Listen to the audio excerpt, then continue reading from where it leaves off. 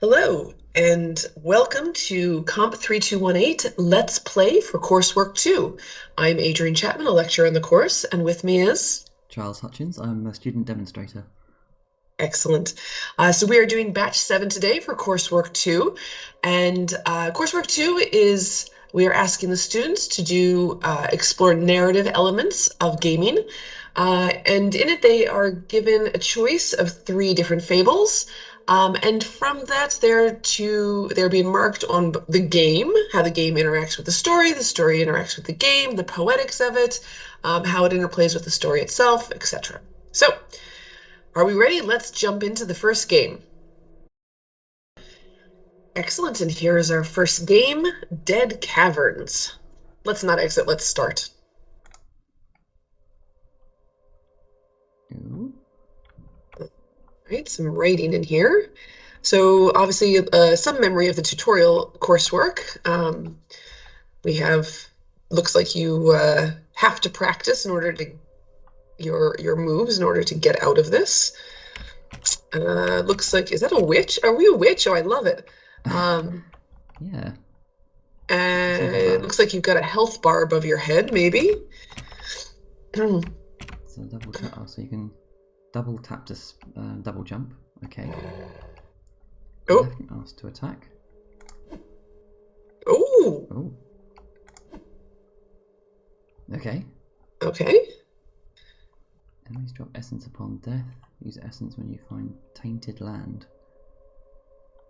Okay. I didn't see any essence. Did you see any essence? Maybe it was just mine. Something. Was it hold left mouse button release for damaging? Oh. Okay. So that's essence, I think. For okay, hold left mouse trigger. Health is reset when you respawn. And you must finish the levels to retain any power-ups gained. Okay.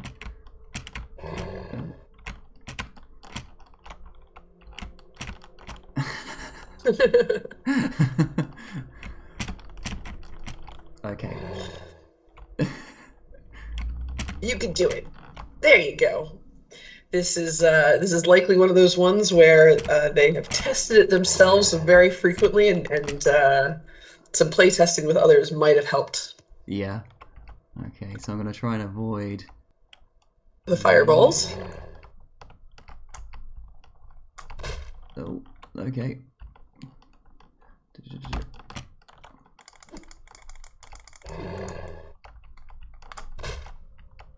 Three.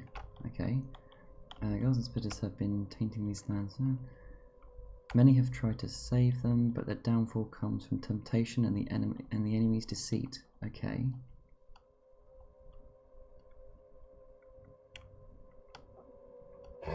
Tainted land lies ahead. They offer great rewards, but the tainted land grows if you accept. Choose wisely.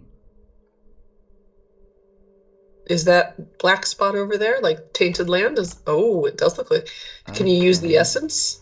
Oh. The tree whispers to you, feed me essence for power-ups, press Q to gain an additional jump, or E to increase your weapon's damage. So I'll to use essence to cut down the tree and restore land around it. R. Ooh. Okay. I don't know. R. Yeah. Okay. This, yeah. Okay. Gain extra strength to kill their master, but beware of leaving too much land tainted to spread. Okay. There's like a balance. I'm not sure how much taint. Oh, it's top left corner. We've got three essence tokens. Okay. Or, yeah. And do we know how much tainted land is out there at this point? Like I know we one was okay. Do we have any idea yet of how much land is out there? Don't think I can't see any. Okay.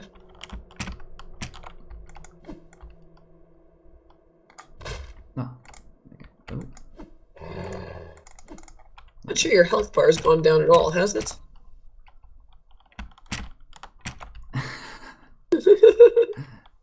I'm just wondering whether going up on that.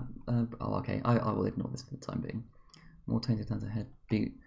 Beware of the consequences of your actions. Okay.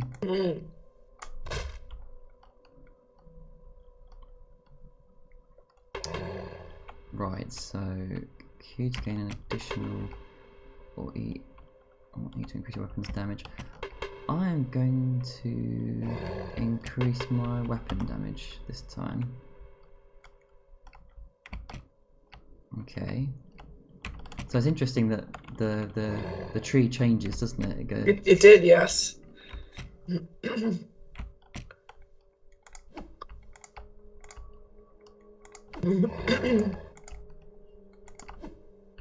Okay. Towards the next cave, follow the tainted land to their master. Gain more abilities and strength to ensure the tainted land is manageable. Okay. Oh. This cave has many more enemies. Okay. I'm a bit miffed that they can climb that rock better than I can.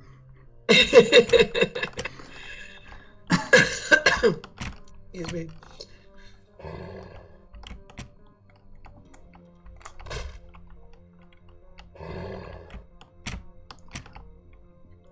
I know it said increased weapon damage, but I'm not actually seeing much increase in weapon damage. Oh, or maybe I'm just bad. Might be that. No, I haven't seen much difference. I haven't seen like a new weapon or a new strike or any extra damage. You've had to hit everybody twice still. Maybe it just lies to you. Yeah. Alright, okay.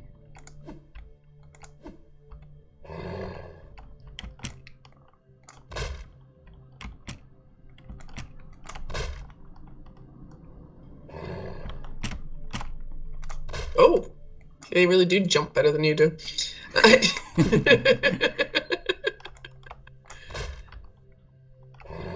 What does that say? I can't quite read it. Wisely.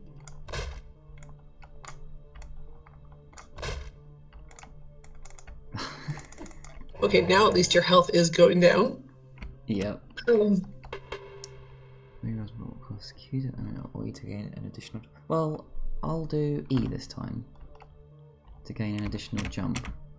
So I think I can now. Yeah, I think you need the additional jump, don't you?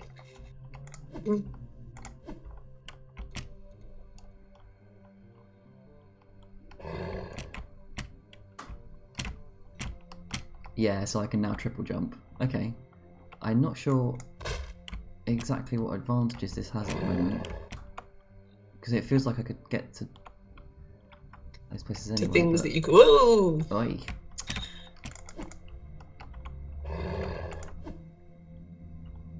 I don't like these creepy crawly ones. They're kind of scary to me.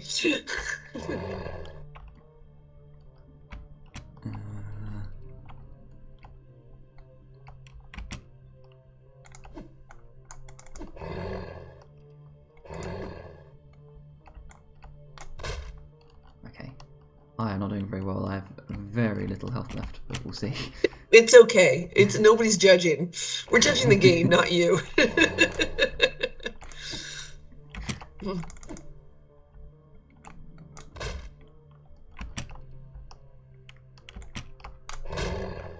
Okay, that seems to be the strat. It's a jump and then hit. I still don't really know what the point of restoring the tree is, but I'm going to just do a balance of everything and restore it. It didn't restore health.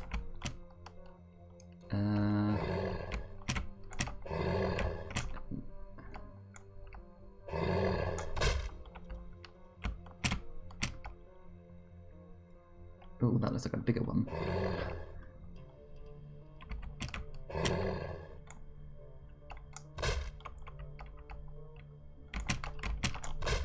No. Now they're pairing up.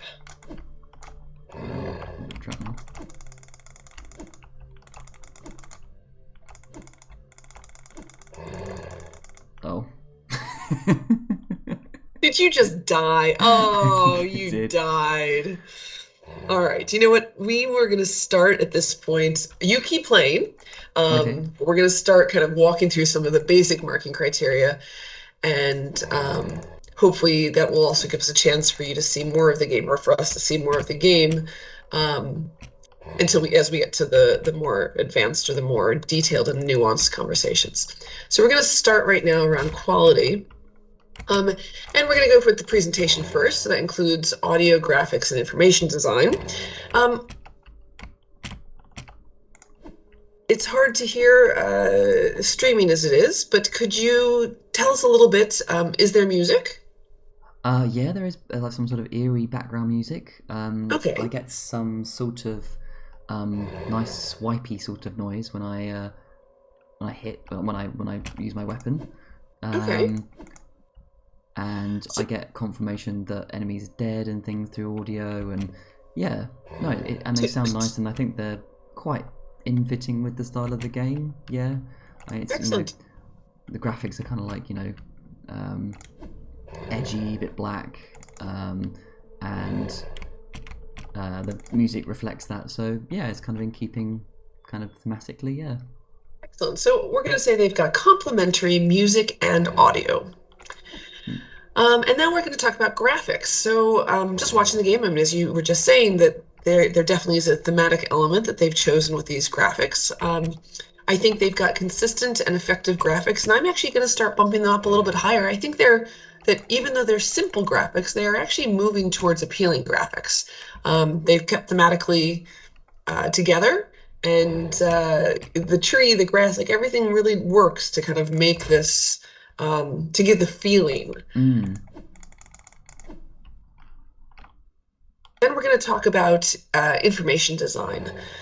So in this case, we already see some elements of this. We have the health bar. We know how many, what are they called? The bad guys' cordials. Essence. There we go. We know how many essence you have. Yeah. What else do we know information design wise? I think that's pretty much all we need to know. They do have some information design, if we kind of stretch this a little bit, around tutorial elements telling you, the movements and how to jump and such. There's a dialogue box. It's not quite the dialogue box, but there's a dialogue box when we hit a tree that gives you the choices. And I think that is pretty much everything you might need. The only thing that I think might be in some way missing is each of these enemies has a slightly different kill amount or hit rate. Yeah. Although it changes, I guess, with depending if you've powered up your broom or not. So I don't know if we need that or not. I'm gonna say that all information is shown. So we'll I think that was effective. Yeah. For what they have. So now we're going to move on, and we're going to talk a little bit about meaningful play within quality. So first we'll start with the easy one around bugs. I haven't actually seen a bug. So I'm going to say that the game is reasonably complex and there are no obvious bugs. Yeah. Well done. Not a bug as such, but I have noticed that when I load in from dying, it's quite laggy at first. I'm wondering whether there's like assets being kind of loaded in. Yeah, we won't call that a bug. No, we'll call that an optimization at some point. Yeah. Now let's talk about controls, and this is going to be dependent on you. Do you have a smooth and usable controls? Reasonable set of smooth and usable controls? Yeah, definitely. I would say that they're very responsive, very reactive. Yeah. Excellent. Now, especially given that you're shooting with the mouse and you've got your different pieces, are we at a reasonable set of intuitive, smooth, usable controls? So there's an intuitive question there. Or are we not quite there yet? So the fact that I'm using my mouse is slightly weird, I suppose, because I would say that I would use my mouse for kind of aiming and shooting and pointing, whereas all I'm using really is left click. That makes sense. Right. So maybe it does. Have been better to use a button in this situation. Yep. So I think we're going to say we've got a reasonable set of smooth, usable controls. We're not going to say intuitive in this case. Yeah. Next, we're going to talk about mechanics. So if we go back to our original coursework, right, we need to find a set of mechanics within this game. So let's see, the mechanics we have. You can walk around, you can jump, you have two different types of hit with your broom. You then have different enemies with different, there's just ones that jump at you and some that show fireballs at you. Yeah. You have different choices within the dialogue to change your jumping, your broom's intensity. I can't remember what the other ones were in there, choice-wise. I guess you could heal the grass. So I think that we are definitely looking at a set of complementary mechanics, and I'm actually even going to go to a wide set of complementary mechanics on this, because you have your basic movement and your basic hit and jump, but there's variations within each of those. You got your basics of movement, bad guys, and choice of weapons. But even within that, because of your choices around some of the narratives, there are variations amongst them. So I'm going to say we'll go with a wide set of complementary mechanics on this one. Yeah. Okay. Now we're going to get actually a little bit more detailed here around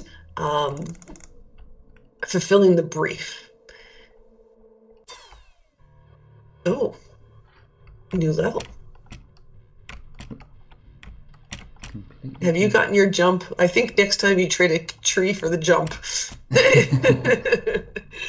Anyways, we're going to go back to fulfilling the brief, where we are looking at two different pieces. One is story engine and one is agency.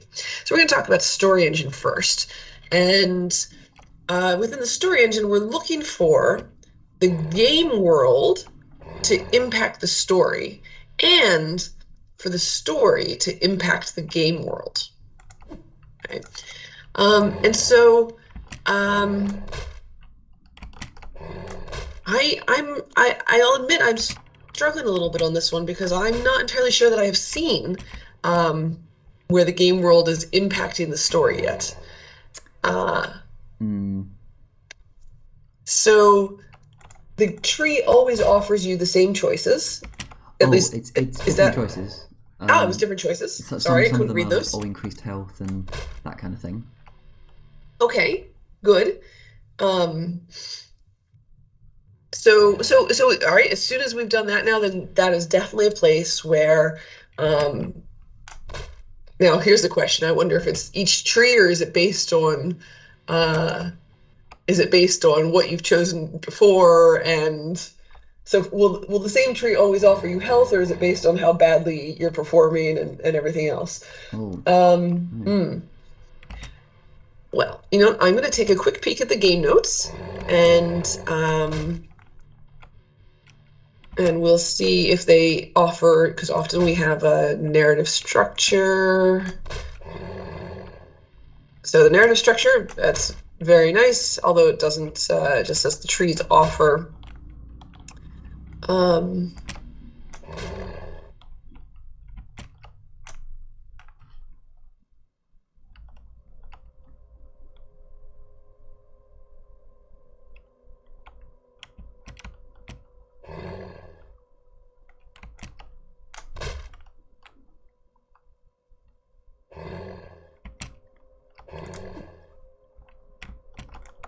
So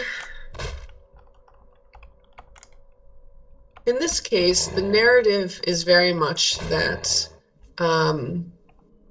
that the environment that they're in is either becoming less corrupted or slightly less corrupted, or removing corruption completely or partially.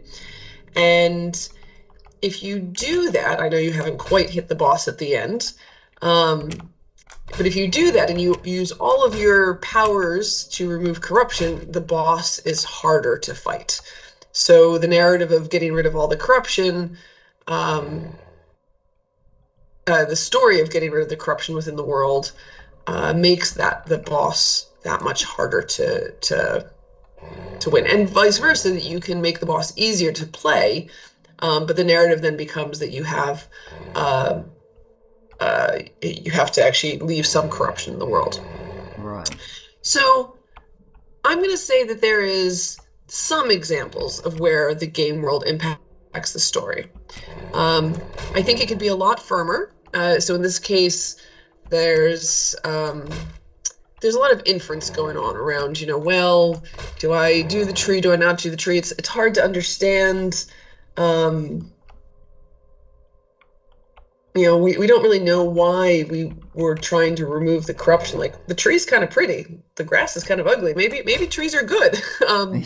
So I'm gonna say they did it, that it exists, and that there's some examples of it. But I would definitely want to see more of this. Yeah. Now let's then talk about the opposite side of this, where the story impacts the game world. Whew.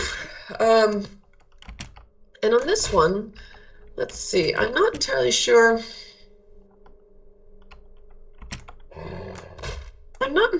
So it's interesting. In their game notes, they're basically saying that, the player can choose to take the power up or not.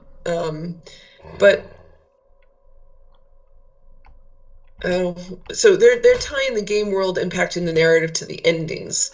So if you have taken up all the powers and the land remains corrupted, like, you get a really bad ending. I do try to get through all the way to the ending, please. I'd at least like to see one of them. Yeah. Don't die.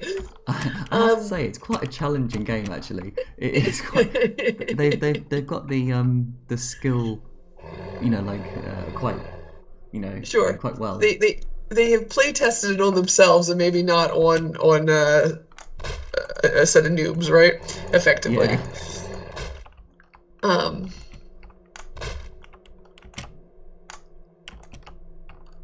No, you're gonna die. Don't die. These guys are, like, kind of freaky to me. Ugh. Is this the end? Then there's like a boss battle. You haven't even gotten to the boss battle yet, have you? This is our boss battle now, isn't it? Oh, and I can't go back now. So this sounds like it's a final stage. Oh God.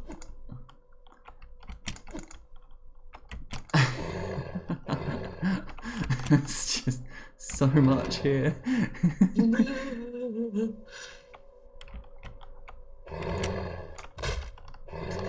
So, unfortunately, though, you keep fighting that boss. I'm not really seeing any examples for the story to impact the game. So where we want the story to impact the game is say,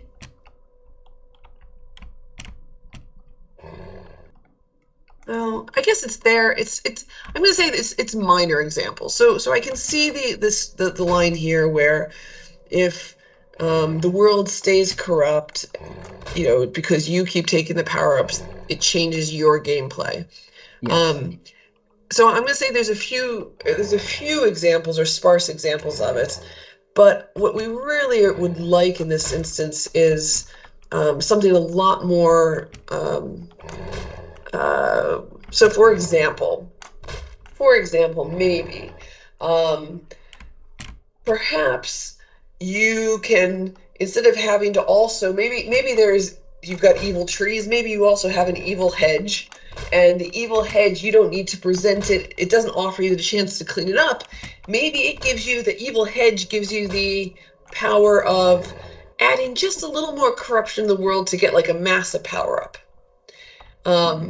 And so in that way, you then are, changing the narrative. Or if the trees themselves offered you things that immediately changed your gameplay, and also had impact to the story. So the story right now, and this might be part of it, is the story itself feels very flat.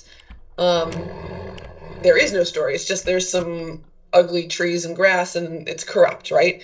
There's no change in the narrative based on anything you're doing in the game itself. So we'd like to see kind of more examples and effectively dialogue between those two elements. But let's talk about agency now. And we're going to talk about the richness of structure. And in this case,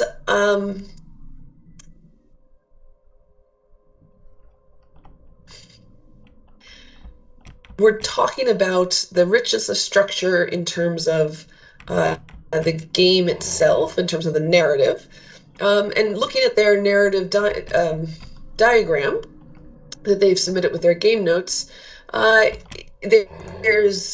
They get a first corrupt tree. You could destroy the tree, leave the tree, or get the power from the tree, and then you go to the next tree. So they're kind of these little mini decision points that you then go to the next tree. But it is very linear there, and then it ends up at a boss point. So there really is no branching. So yeah, I think that we're gonna go with that. There's just minor branching on this. Agreed. Yeah. Yeah, you just have to go through it, and that's what it is. Then we're going to talk. I suppose is in terms of kind of mechanics, isn't it? About you get a little bit more health in this, but it's not really anything to do with the narrative, is it? It's not, no. And it's okay. I mean, sometimes you get that where again, if the story impacted the game and the game impacts the story and it was very tightly, I would absolutely say that yes, that would something in the mechanics would make a great branching. But because they're already so weakly tied, it's just not quite enough. So then there's the quality of choices. So there are choices in here. And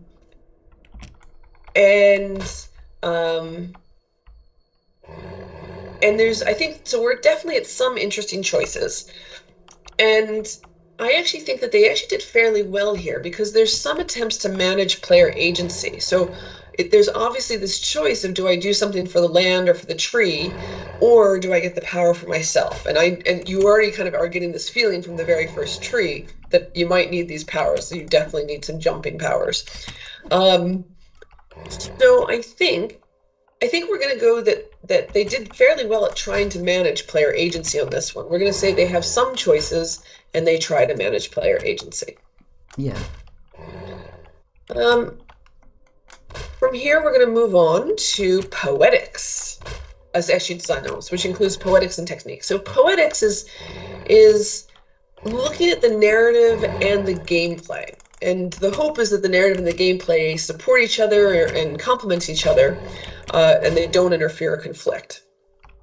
In this case, I actually think that that they don't hurt each other at all. That they do support each other. Interestingly, they don't actually report on which game they have, which fable they have based their game on. I take it it's the tortoise and the I can't remember which one it is. The tortoise and the eagle. That's it. Yeah. The tortoise and the eagle. Yeah, that's kind of what I was thinking as well. And so the question is, in terms of the poetics of this, I think that the narrative and gameplay complement one each other as the mechanics are in keeping with the themes of the story. I think we're definitely there. I think to go any higher requires a little bit more integration between the story and the game world.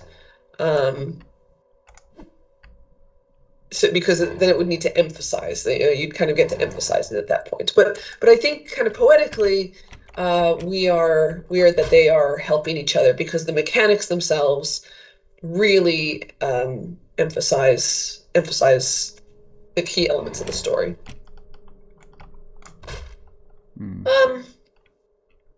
Let's see. Then we're going to move on to techniques, which include pacing and then narrative techniques. So I think in this case, I think there has been some pacing, right? So you started out with very simple baddies, then you got a cluster of baddies, and now you have a boss. So we have some ascending pacing. And you might even argue that, for you're already back at the beginning, that there's a final peak because of that, because of the boss.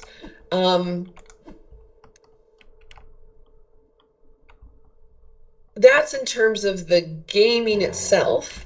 I'm not really feeling much in terms of the storytelling, but we're going to go to ascending pacing with a clear final peak, because there is that boss at the end. Yeah. And then finally, we're going to talk about narrative techniques on this game.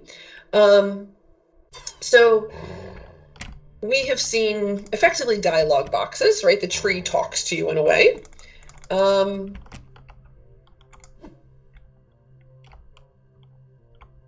We have not yet gotten to that final cutscene. So I didn't mean cutscene, it's the final scene itself. So it's not clear if there is like a cutscene at the end. In the game notes, it just says that if we've destroyed all after the boss's fight, if you've destroyed all corrupted trees, there's a best ending. If you've activated and left at least one corrupted tree, there's a good ending. And if you've activated 3 out of the 4 corrupted trees, you have a bad ending. So, unfortunately, at this point, because we have not been able to see, we have been able to see use of at least one game writing technique. One of at least what? Sorry. I'm sorry. We've been able to see one game writing technique. Yes. Yeah. All right, and finally, we're going to talk about feedback. So as part of the games, right, they have to get feedback and then how they responded to it. So the feedback involved ensuring their game felt like a crucial part of the story rather than a random setting the game is placed in. To address this, they changed their ideas to be based in caves that get corrupted by enemies, and this allowed us to integrate our game world into our narrative in a much better way. We had an initial idea involving friendship, and this would impact the game, but we lacked ideas on how the friendship would contribute to the game. For example, it might get you better weapons. We addressed this by having power-ups offered by the enemies, but these would have a negative impact in the context of the narrative. This gave the player some tough choices to find a good compromise that would help them fight the final boss. And it's interesting because I have a feeling that given the whole friendship piece in this, I would bet you a Coke that their initial fable was not the tortoise and the eagle or the eagle and the tortoise. I will bet it was the bear and the travelers, or yeah, with the friends, and you have to help your friend and everything else. And I'm wondering if some of the reason that we are feeling a little bit muddy in terms of story impact, narrative impact story is because they themselves were a little muddy around which fable they ended up with. Yes. Please excuse me. So I'm going to say at this point that the feedback was addressed, and the changes were somewhere between limited success and success in this case. I don't actually think that it actually fully kind of fixed or got to a game that was where it could have been. All right. So unfortunately, as it happens in all of our Let's Plays, there are some times when we do not get to an ending. We try very hard, but it's really important to play test your games so that not just you, the adept players, but everybody can likely get to at the point. So we've seen as much as we can at this point, and we're going to need to move on to the next game. Yeah. All right, on to our next game, Dungeon of Bonds. But, oh, look, based on the bear and the two tortoises.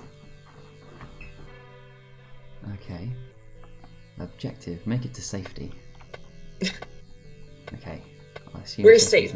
How do we know it's safe?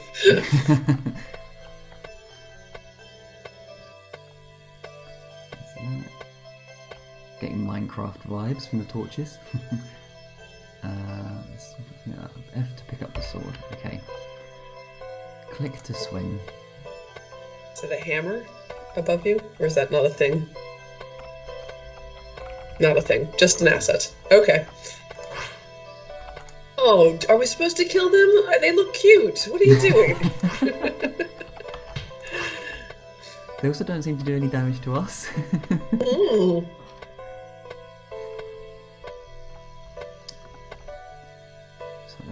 Where am I? Looks like there's a tavern ahead. Head east to the tavern. Okay. You're still just killing these cute little things. Why are we killing these? I could not kill them actually. just because they're there, you know. Local mercenary, I can help. I am a local mercenary. I can help you in those dungeons. Oh, the text box went away. I'm not sure what. I didn't get enough time to read everything. To read that, okay. So that wasn't you moving it along, huh? Yeah. Uh-oh. Press F near Johnson to recruit him into your team. Okay, so I'm going to click F. Head north to take on the dungeon, and it looks like I've got a health bar come up for Johnson. Excellent. In the top right. Now we're just killing these poor things again. Yeah, is Johnson doing it too? He doesn't even have a sword. And the sound effect sounds like it's squelching, so it's a strange. No good. Okay, so I'm guessing Johnson will follow me. Oh yeah, he does. Okay, good. So let's go. And then it's kill the slime boss. Okay. I'm gonna follow Johnson because it looks like he knows where he's going. Johnson's leading at this point, huh? Ooh, is that a crossbow? Oh, that looks like something I can pick up. F to pick up. Swap to 2. And then I can. Oh, yep. That's it. Don't shoot Johnson. Pick to fire, kill that slime boss. Okay. Oh. Johnson's not working with you on this.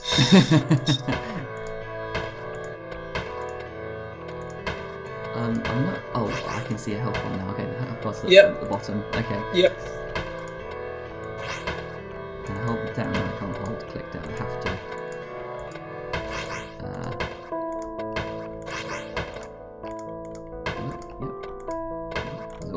There's also a very happy slime following me as well. Yeah. I mean, it's a cute little slime. Don't kill the cute one. Oh, Johnson killed the cute one. I'm not sure. Maybe this is. Johnson's not helping you at all. He's just following along, pretending he's doing stuff. And it looks like I've killed the slime boss, but oh, okay. There he goes. Shoot it again. Come on. Oh, Johnson jumped in to take credit there at the end. Did you see that? Yeah, I saw that. Okay, so this is some sort of demonic circle-y type thing. I'm guessing this is the exit. Oh, my controls are frozen.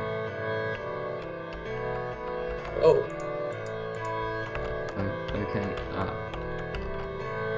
I can't move anymore. I don't know if this is loading or whether it's.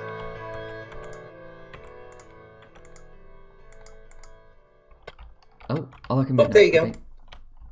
Click on the chest to pick up. Oh, okay. I now can't move again. Maybe this is supposed to be a cutscene?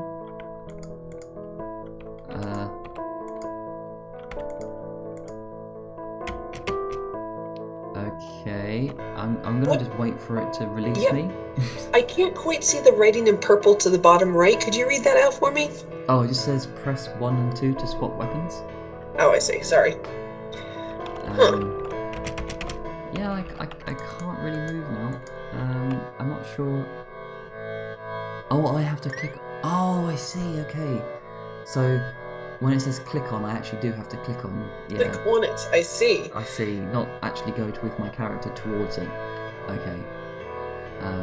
What's it? Hang on. Read the whole thing. Start from the top. I can't quite read the writing here. So sorry, objective complete. Right. So objective complete. We've killed the slime boss. Rewards is 1,000 cents. It looks like. And we've got an offer now to split the reward with a teammate, or not. So I don't know if Johnson helped you at all on this. So we can either split reward and give the team member some damage, a damage boost, or we can upgrade our arsenal with some bow damage and some sword damage. Interesting. So, oh, goodness. I want to be selfish. I don't think Johnson helped at all. I don't think he did. I think he's like walked around. He just walked around, if every now and then he'd wave his sword, and then he jumped into the end like he did something. Can't stand that behavior. So I think I'm gonna upgrade my arsenal. Yeah, okay. Oh, don't think he's very happy. Yeah. Well done, I guess. He's now just killing some slimes. We need to go back to the tavern, sorry. Well done, traveller. There's still another terrible monster lurking in that dungeon. I'm guessing... Oh, I see. So I got a little sound effect so that when I went towards this cherry, my health came back. Ah. So, right, okay. So, I'm being told now to go back to the dungeon. Can I talk to these people? I don't think I can. No. Okay. So there's another monster lurking in the dungeon, and we're going to go back to see it. It's right ahead. Okay. Oh, it is. Let's head right, sorry.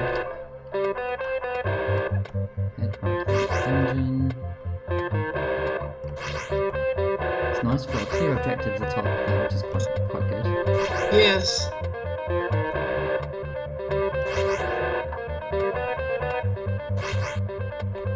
At the moment, Johnson's doing, basically everything, which is great. You know what? He just needed a little kick in the butt, right? Like, make Johnson go do it. Maybe I will split the reward with him. This time, I think it might he's earned it. Oh, okay. So he's stormed off. Oh. Oh, so maybe I should have done something then.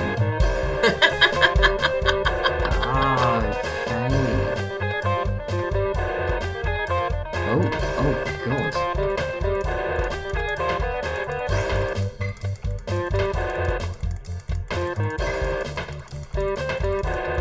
I have to say, I don't know at what point he's going to kind of like go off on his own, if that makes sense, Johnson. So I thought he was just being nice and killing them for me. Apparently he was getting really pissed off, and I didn't know why.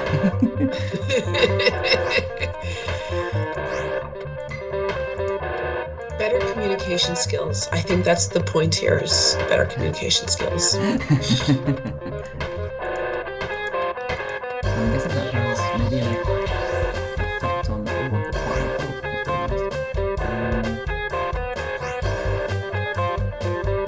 make it back to the tavern, okay. So I was saying that maybe the boss is harder. Maybe the boss spawns more enemies, maybe? Yeah. Let Johnson do the work for me. I suppose the problem with that is that because this little happy face slimes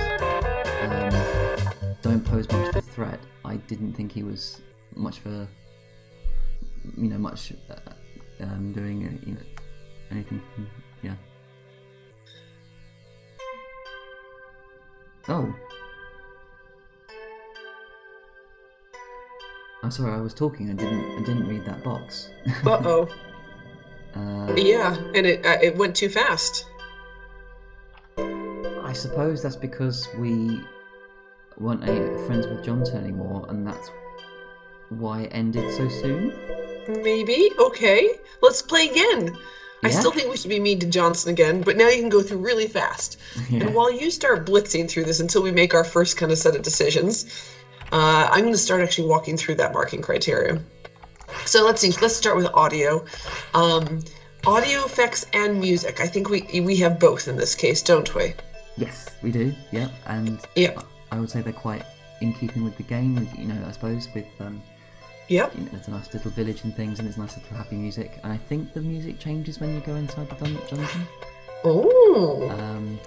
And we've also got nice swipey sound effects with the sword, and we have sound effects with the bow as well.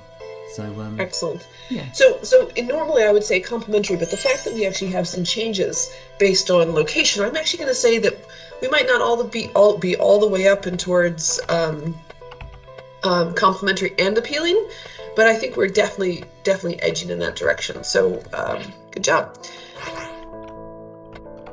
Let's talk about visuals. So again, I actually think that we are seeing consistent and effective graphics.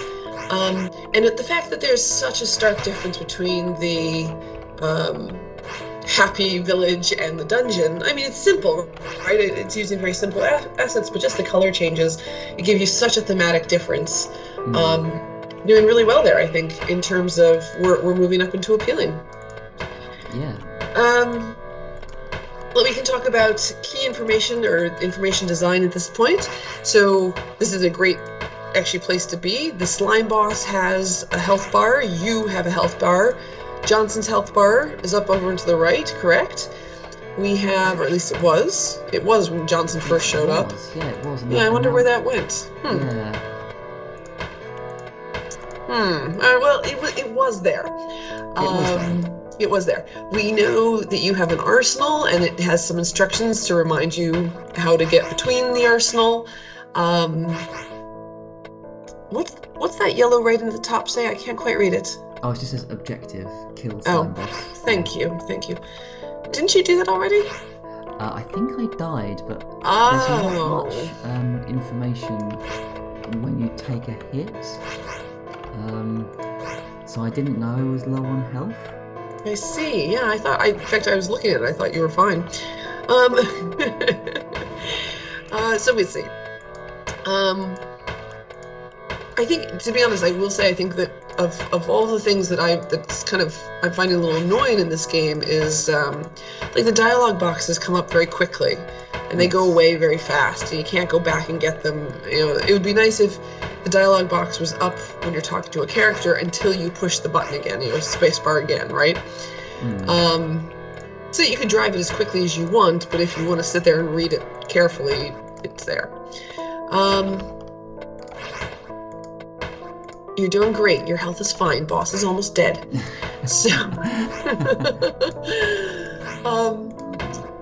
I think we had some trouble when we needed to click on the pentagram. We couldn't figure out why in the world we weren't doing anything because we had it clicked on the pentagram. But that's.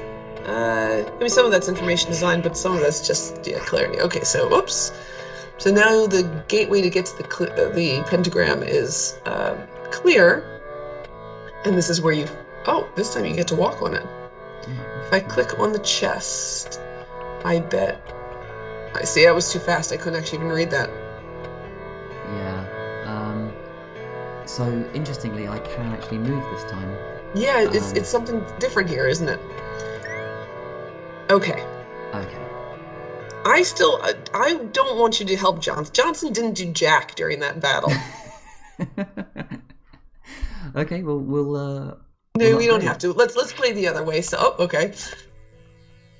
Well done, I guess. I do love Johnson and Distraught. All right, now help Johnson as much as you can. Like, do it all together. Don't let Johnson kill all these. He's totally. Well, I'm killing one or two.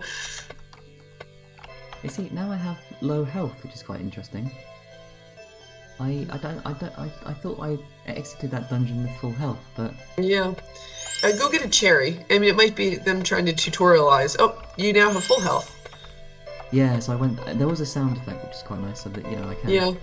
Although I still wasn't able to read what the publican actually said to you, because it went by so quickly, so I'm struggling with some of these dialogue boxes. I don't know if I can go. I can't go to him. And No, you can't go back. So, anyways, we're still in key information shown. I do think actually key information is shown. I think there's some. It's shown things disappear at funny times.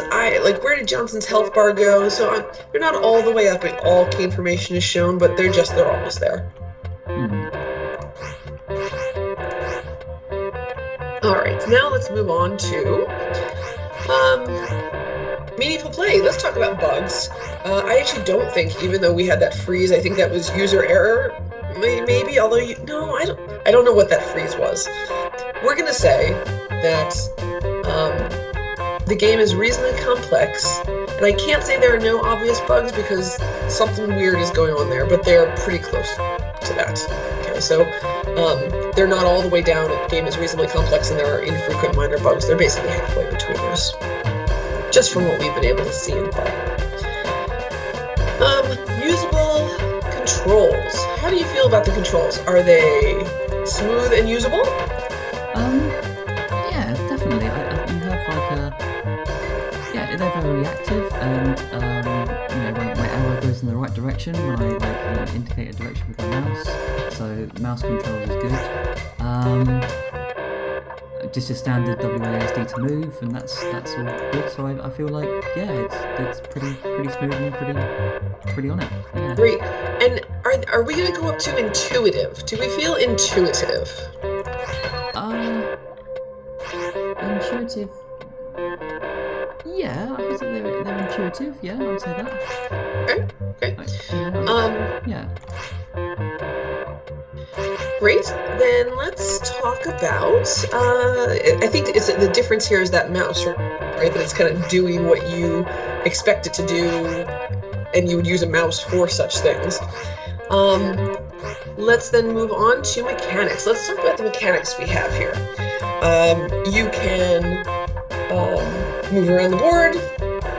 You can pick up health. You can pick up a crossbow. Like you have a choice between two weapons. You can choose those weapons, and you can use those weapons. I think that is a set of complementary mechanics.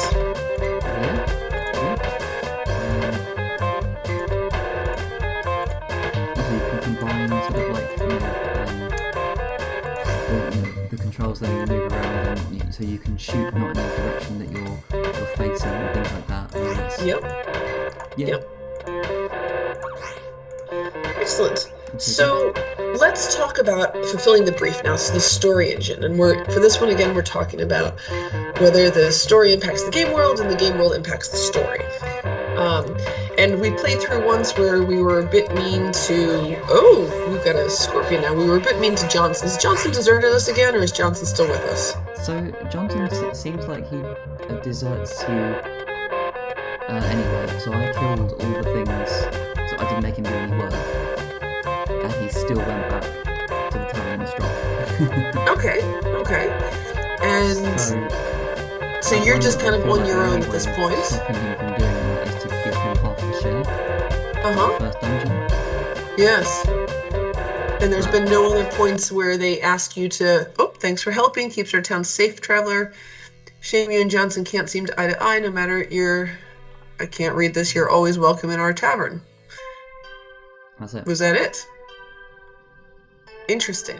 Okay, so. Well, yeah.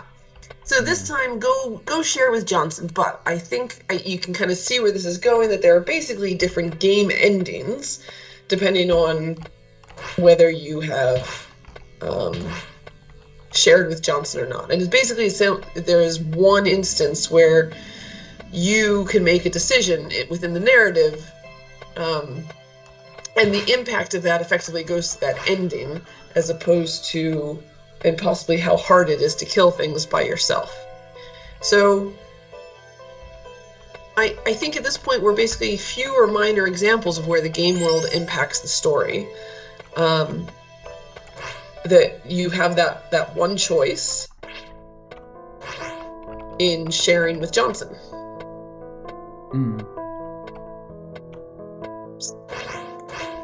All right, and then going the other way, where we're trying to see where the story impacts the game world.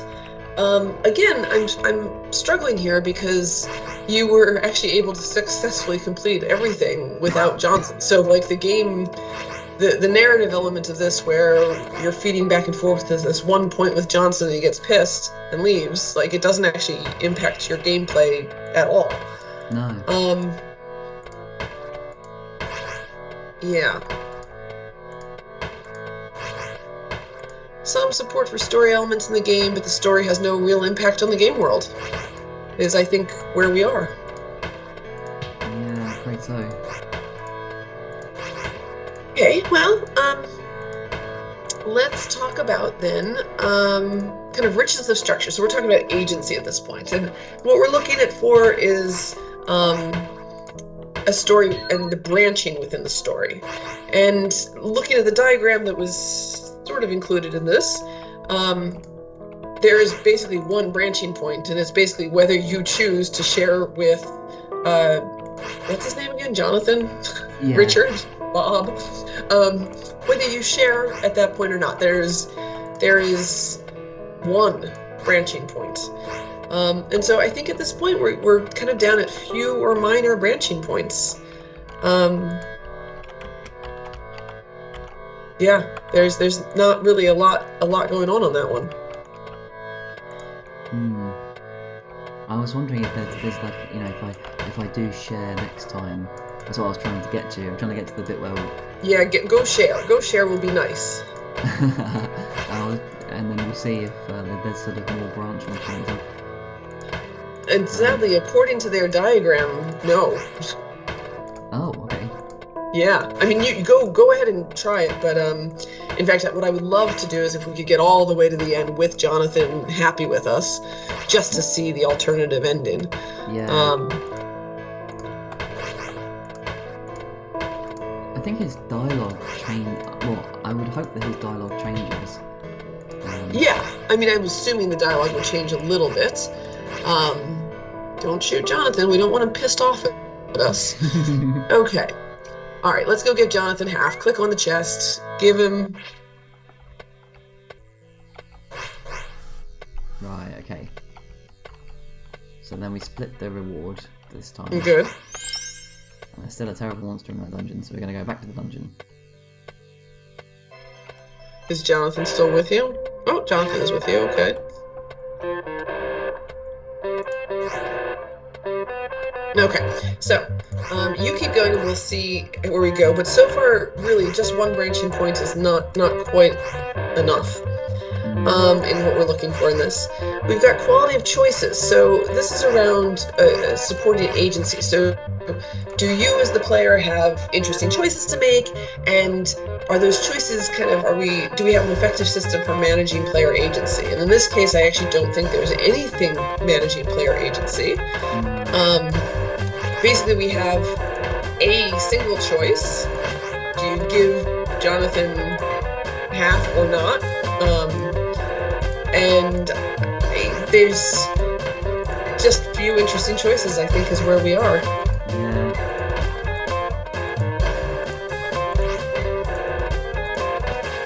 All right, now we're on to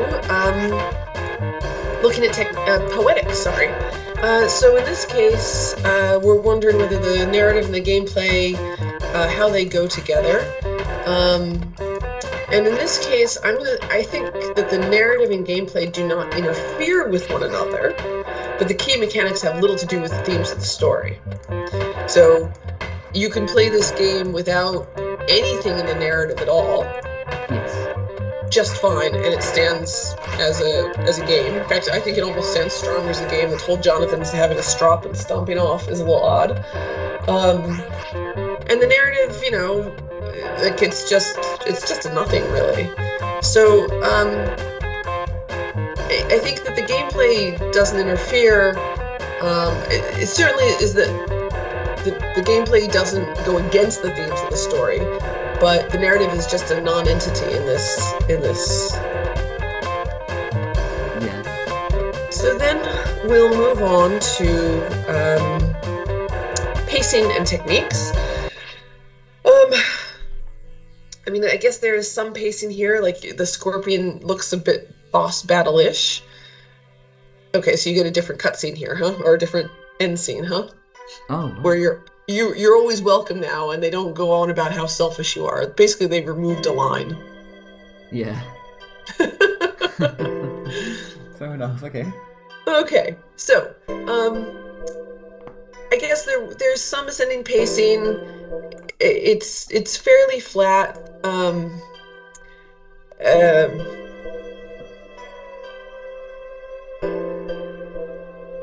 But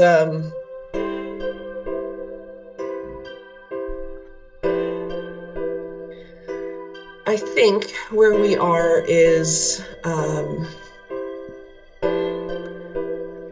there is some ascending pacing.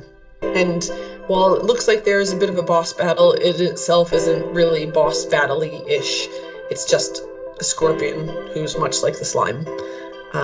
Yeah. Yeah.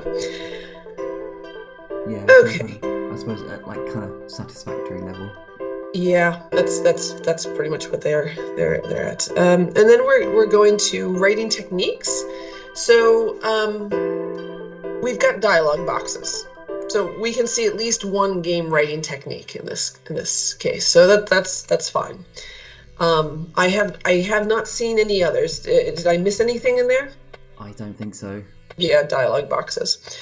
All right. So now let's take a look at feedback. So they received feedback about combined reputation systems to simplify player decisions. The current proposed system is too complicated. We took this on board and simplified the decision and effects tree to simple two-way choices. This is so the repercussions of a player's action could be more obviously linked to the choices. Am I reading the right game notes? Give me half a second. I am reading the right game notes. I only saw one set of actions that are choice. And then finally, there's two more. The delayed choice and feedback loop seems engaging. We leaned in this mechanic, increasing the severity of the effect this decision has on gameplay. The increased damage of your arsenal versus keeping your crew member around is an important trade-off. And then finally, the outcome of your dungeon expedition should affect dialogue in the tavern. So they added extra dialogue to the mercenary in the tavern scene so that he would be enthusiastic about your successes in the raid or cold and annoyed about the lack of pay, hinting at imminent betrayal. So I think that they heard some feedback. They definitely implemented the more dialogue. I think the reputation system, it didn't, as does the delayed choice, because there's only one choice. We don't really get to see that in play. It's just kind of it's there, but it doesn't really impact us all that much. So I'm going to say actually that it's not that feedback was addressed, both. I'm going to say the changes have had limited success in this case. I think that some of the feedback was exactly right, but you needed to double down and say there are many choices, so that reputation system that you simplified actually, that yes/no that you binarized can be shown off a few times, so that the player has an idea to learn and grow from these and make different decisions and see how that impacts the game as you go. So that is the end of Game 2. Thank you very much. Oh, thank you. Thanks, Age. So for the next game, Tom and I are going to take over. We have one more to look at in this batch, so let's get on and take a look. So we're on to our next game, which is Winning Move. There we go. So we've had to run this one in the Unity browser. Alert! Aurora has launched a prototype nuclear missile at the capital of the Free State of Papalatu. Widespread loss of life has been reported there. In Tumaha, Papalatu, and in Silverboa, this is going to be confusing, owned Papalatu. Yep. Okay, fine. Right. So immediately we're sort of thrown into what seems to be quite a complex, world. Yes. There's, so I like that they're using, sort of like, I assume they're using, analogs for real world countries, but they've sort of filed off the serial numbers a bit. Looks that way. The problem with that is we don't really have any sense of what any of these names mean, how big these countries are, how sort of threatening or warmongering they might be. I mean, one's just launched a nuclear missile, so I guess we're getting a sense of that. But we've been thrown into the deep end a little bit here. Okay, we certainly have. I mean, it is worth saying we did speak to the people who created this game, and I think they weren't quite able to finish it. So there's some important things missing, including a bit, the map I think doesn't update as it should do. There's no timer showing you what the date is and so on. And in their game notes, if I remember, didn't they have a whole world map? So they do have an entire annotated world map, which does look very impressive. And it's kind of a shame it didn't make it into the game. It really should have been in the game, so you knew what on earth these people are. Right, so let's OK this. So, a nuclear missile has been launched. Okay. The Free States of Popolatu has surrendered, ceding control of Palinthia, White Island, Aktukun and Orojan to their local governments. Oh, blimey. I think they are suffering a bit from Babel speak, aren't they? Yeah, so I hope you're remembering all of these names, because I'm sure it's going to be important later. I could have done with being introduced to maybe 2 other countries to start with, but dismiss this alert. Right, so this is our country. Not sure what it is, but it's here. That's the point. What country are we? Are we going to? I don't know. Silbravia's representative speaks the United Nations. No greater calamity has been caused in history than the use of nuclear armaments in the Free States of Popolatu. We invite all nations to pledge never to develop or to use nuclear weaponry for as long as peace remains. Would you like to become a signatory of the treaty? Hell no, not in a world where there's nuclear weapons. Right. I think you clicked yes. Did I? Oh, no. Never mind. I mean, yes, obviously, nuclear weapons are terrible. Yeah. And we should, be unilaterally taking part in these things. Okay, so I've got resources now? So I've got resources at the top that are ticking up. So presumably I already have some kind of thing. There's an arrow. Oh, so if I click that, I can see a list of stuff. So part of the problems here is I'm not being given the time to actually explore and figure out what's going on here. Stuff is keeping happening. So Bravio sent a message. We thank you for your continued commitment to the prosperity of the world, which was not at all because you hit the wrong button. So Bravians have recognised the strength of will displayed by Nonunians for decades. So that's us. Okay. We're Nonunia. Great. Right. A hand in friendship. Yes, we can. Here we go. Gain a significant bonus to GPP and production of all resources for as long as the fellowship continues. Enemies of Silbravia will be unhappy or decline, and Silbravia will be offended. Okay, so we're about to talk about this in a second. Yeah. But who are the enemies of Silbravia? Yeah, no idea. How do they feel about us currently? Yeah. What sort of country is Silbravia? I mean, they obviously had a nuclear non-proliferation treaty, so presumably that means they're good eggs, but there's no way of telling, really. So so although we've got a bunch of numbers on the screen of like our resources, from the events, it feels like the really big part of this game is diplomacy. So managing your friendships with other countries and things we've got like no feedback about that. So I'm going to take the opportunity. It seems to let me still interact while this is on. So I'm going to leave that on so I don't get overwhelmed. So I've got a bunch of things I can build. I've got none of these things at the moment, which is, I presume that's what this 0 means. I would guess so. Which is, so I don't understand why all this is ticking up because I've got nothing. Well, you've got like some people with pickaxes, but not an entire mine or something like that. I've also got some of these things have got red. That's because we don't have enough. Which I presume means we can't buy them, but I could theoretically buy everything else. So the only thing I've got in red at the moment is uranium and gold.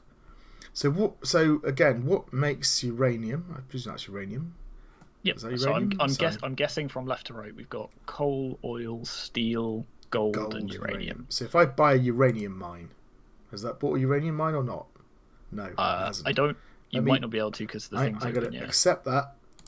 One. There you go. I've got a uranium mine. So I also want to produce some gold. I presume that's luxury produce, but I don't really know. Yeah, that makes sense. Let's try that. So that's... Oh, and that changed something on the map. So something is happening. Yeah. I'm getting some sort of development going on. There we go. We've got some stuff going on. So presumably the numbers are going up faster, but there's no indication of that. So it'd be nice if next to each of those resource counters there was some sort of plus 4 per thing. second or something, like telling us exactly how much it was going up by. I think we should do some nuclear research. Just on the off chance. Didn't we just promise not to? We did promise that, but we didn't really mean it. Oh, I see. Right. Right. Let's try. I don't know. What do I need? I've got lots of everything at the minute. Oh, coal, oil, and iron always seems pretty good. Yeah. Ooh. As you know, the conflict in North Eritrea has been slowly turning in the North Eritreans' favour. It's critical that the blight of Aroan aggression is not allowed to spread throughout their vassals. As a trusted fellow, we ask that you help us in this matter. We provide troops. We lose 2% of our population and GDP. So Bravia were the ones that we were friends with, right? Yes. Okay. But what's our population and what's our GDP and what do they do? That's an excellent question. It's provided we used to lose 2% of our GDP until the war ends. Hang on. Refuse. Wait, go back. So provide troops is... Provide troops does population GDP. And GDP. Oh, okay. Provide aid is just really GDP. Happy. And we can refuse. Let's provide troops because we don't know anything about our population. No idea. So I'm going to buy some stuff. I'm just going to start clicking. There we go. I've got some stuff's gone red. I'm going to click on anything that isn't red. In any game where there are numbers going up, the goal is to click on things until the numbers go up faster. Yeah, and oh yeah, there we go. Gets another iron mine. So what am I short of? I'm short of iron. So yeah, this iron mine business is probably a good idea. So I quite like the, we've got some, what do you call it, like primary goods or products that we then need to spend on making secondary goods and products that we can then spend on tertiary goods and products. So that good little resource train. Is there? So what have I got though? I mean, I can kind of. Well, so what? Because I suppose I need steel in order to buy. Well, they all seem to be interdependent to me.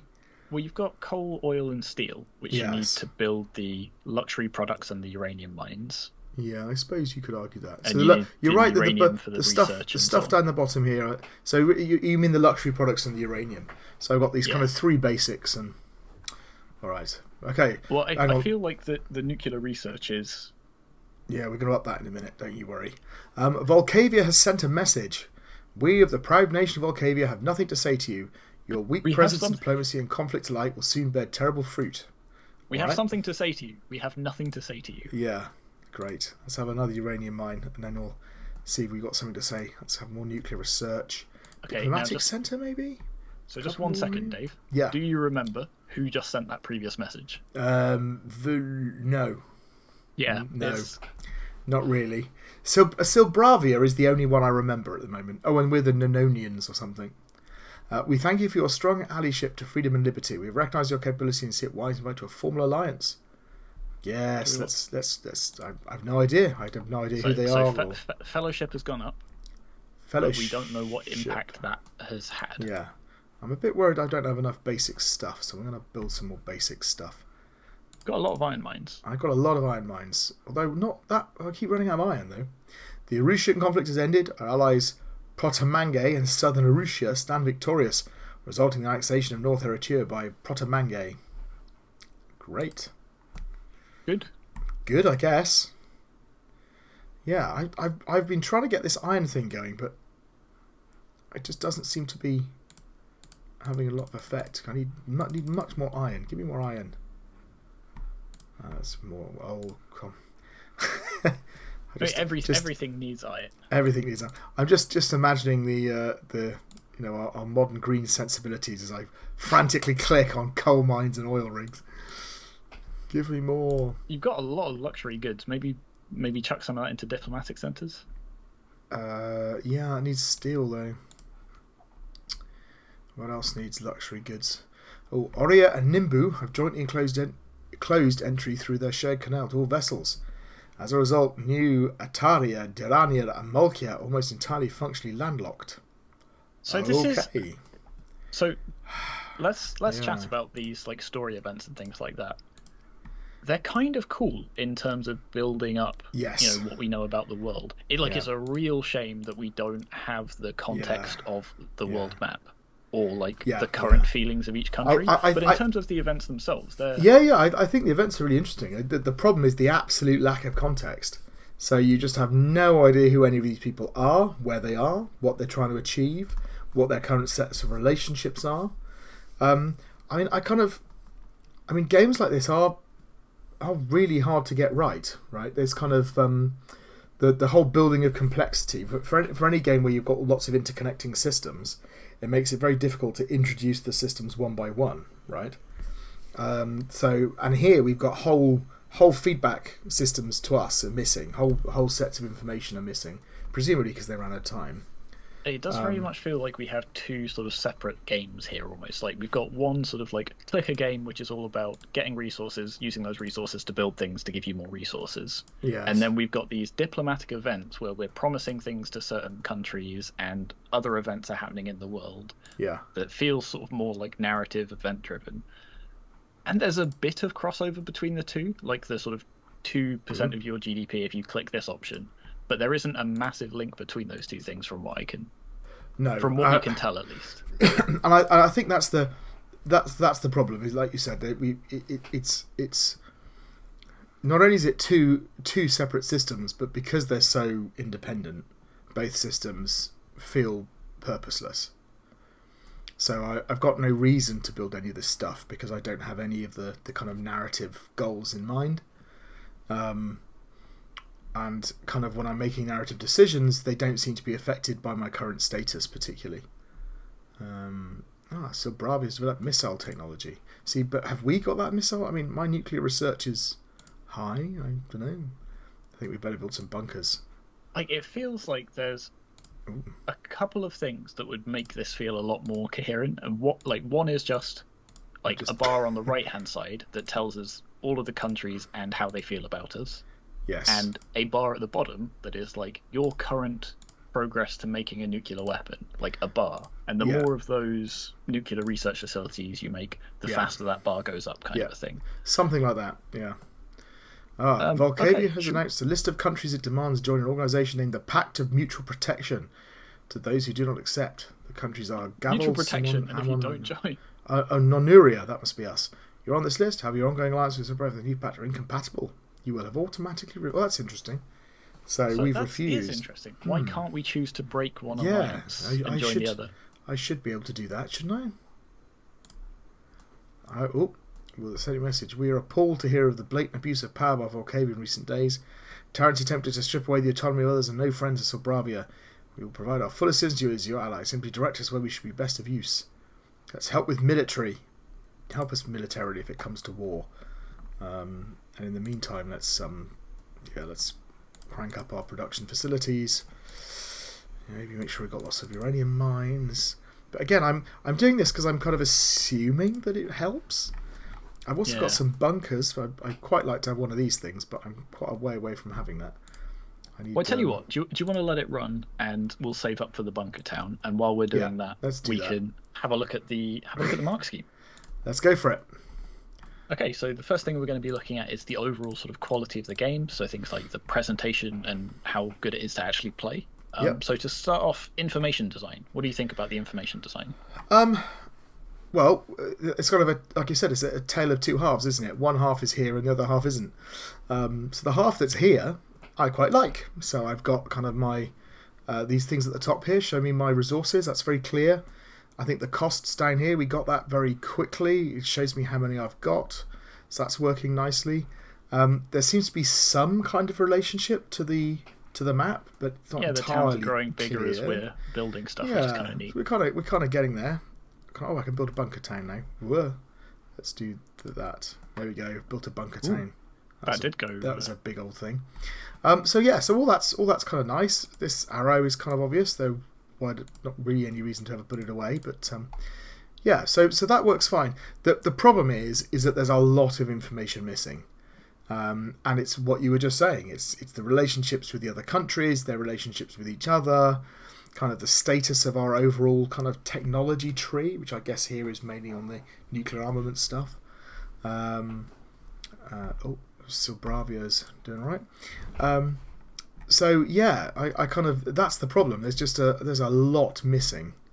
Okay, so if we take a look at the mark scheme, a satisfactory would be most key information is shown, and it feels like we may not be quite there. No, most of the information for this part of the game is shown, but there's a whole chunk of it that isn't. I think a pass would be there's some attempt at information design. Do you think we're about there? Or? Yeah, I think so. I think that's pretty clear where we are. So there's an attempt at information design. In fact, this bit of the game, information design, is pretty reasonable, but there's a whole bunch of key stuff that's missing. So yeah, I think we're there. Okie doke. So next is the graphics. What do you think about the graphics? Well, so it's a little bit. So it's hard to tell because I can't do anything with the map. So the main thing I'm looking at is totally non-functional. Right, but in terms of the graphics themselves I think they're alright. But- I particularly like yeah. the symbols for the different resources. Like maybe I've just Yeah. played too many strategy games, but No, I no, could tell at a glance what they the were. framing of it is good. So it's like, again, it's kind of, so the stuff that's here is nice. I think these resource icons are really clear. You know, it's simple things like the use of an appropriate pixely font. It kind of matches the kind of war gamesy feel of the whole thing, right? Yeah. You know, and the icons are used consistently. They use I've got an example here. Yeah, the use of the use of the text. I mean, it does go out of the box a little bit there, but you know, it's all done pretty decent. So I quite like the graphics, but again, the problem is that there's a sort lot of a limited amount of them. There's a limited amount beyond that kind of the kind of top bar on the left hand sidebar. Yeah, it'd be nice if, when you were building an iron mine, it gave you like an iron mine sprite instead of just more houses or something like that. Yeah. But okay, so a satisfactory would be consistent graphics, good would be consistent and effective. And I think they're effective. I think you're right though, there's just not sort of a wide enough amount of them. And that's partly just because like with a lot of UI based games like this, that is kind of inherent to it. But I would say, I don't know, maybe between a satisfactory and a good. Yeah, I think that's fair. Okay. It feels like what we have here is the sort of start of what could be a really nice game, and that's going to make a lot of these things quite difficult to judge. Yeah, I have to admit, like this game puts me in mind of a lot of games that I do really enjoy. Yeah. So I can see so much potential here. Yeah, absolutely. Perhaps they just bit off more than they could chew, to get it going. Starting with a smaller simulation. Yeah, it's often very difficult to sort of scope some of these sort of small prototypes. Right, next on the list is audio. So what audio have we got? There isn't any. Okie doke. That is unfortunate, but I guess it makes this bit easy to mark. Yeah, I think it's just absent. I presume that's another thing. I always think it's a real shame because it is really, it's such a small step to add audio, right? And even a little bit would make a significant difference, I think. But yeah, I think the audio is just completely absent. Okay, so moving on to meaningful play. So how engaging it is, how the mechanics work. What do you think of the mechanics? What mechanics have we got? So the mechanics I've got are my ability to buy resources to increase my resource production, and my response to the narrative events that come up. And we've kind of got some of the underlying bits and pieces too, right? Like countries have presumably like a relationship meter that they sort of maintain with us. Well, yeah, probably. Or maybe it just affects the story tree or the story engine. Yeah. So yeah, as we said before, this is kind of hampered by the information design because we're doing things, but we're not quite sure what we're doing or what the effect is having. Yeah. So yeah. So a satisfactory would be a set of consistent mechanics. A good would be a set of complementary mechanics. So so a set of. Do we have a set of consistent mechanics? Because there's a bunch of stuff I think that's missing. Like looking at the lower levels of the building things, I think that in that sense we have. Yeah, they're properly consistent and complementary because, build iron and steel, combine the iron and steel to make the nuclear, but that's sort of where it starts falling down because we don't know what the diplomatic center is doing, we don't know what the nuclear research center is doing, we don't know what the bunker towns are going to do, although that maybe we can guess. But yeah. So it's actually quite tricky. What was the satisfactory level again? A satisfactory for mechanics is a set of consistent. And what would be a pass? Mechanics, and I don't think we're quite there. Sorry, you just broke up a moment there. So yeah, what was a pass again? A pass is a set of inconsistent mechanics, and I don't think we're quite there. The mechanics that we can sort of see the effect of are consistent. It's just they appear unfinished. Yes. Yeah. So and we do have a small set, right? We can accept and decline here. Yeah, it's not what I would call a wide set of mechanics. So yeah. So I think that kind of sort of around so around the partial satisfactory level seems about right, given that we've got a set of things which are functioning and driving us forward. But the scheme doesn't quite take into account kind of the missing bits. So maybe halfway between the two is a compromise. Okay, yeah, that seems reasonable. Okay, so next is controls, and again, there's kind of a thing here. There's sort of a limited set of mechanics, and therefore a limited set of controls. And because it's one of these sort of UI-based games, which I personally quite like, but it does mean there's not a lot to look at in terms of controls. It's mostly clicking on buttons. Yes. So how does the clicking on buttons feel? Does that work at least? Do you know, actually, the clicking on buttons is pretty good, actually. And it's partly because I get an instant response. So I get instant feedback that what I've done has kind of worked. I can scroll up and down here using my mouse wheel. I'll get a bit of something funny's going on at the bottom here when I get to the bottom, but it's generally working. Okay, so it does feel kind of responsive. So a pass would be few controls. A good would be a reasonable set of smooth and usable controls. It's the set, isn't it? Does that average out to like a satisfactory then? Well, so what would a pass be again? A pass would be few or challenging controls. So they're not challenging, but I think I would count them as few. So, and the satisfactory is presumably a set of... A satisfactory is a reasonable set of usable controls. I think if we kind of forget about I think part of the problem is that we can either judge it as the game that they intended to build, which doesn't quite work, or we can judge it for what it is. And I think if we judged it for what it is, it would be a satisfactory. We've got a small set of controls, they're usable, it's functional, we're there. Yeah.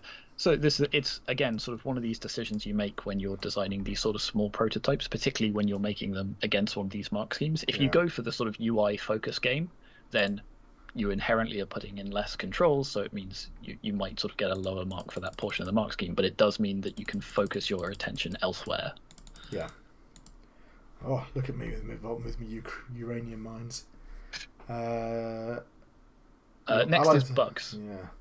Yeah.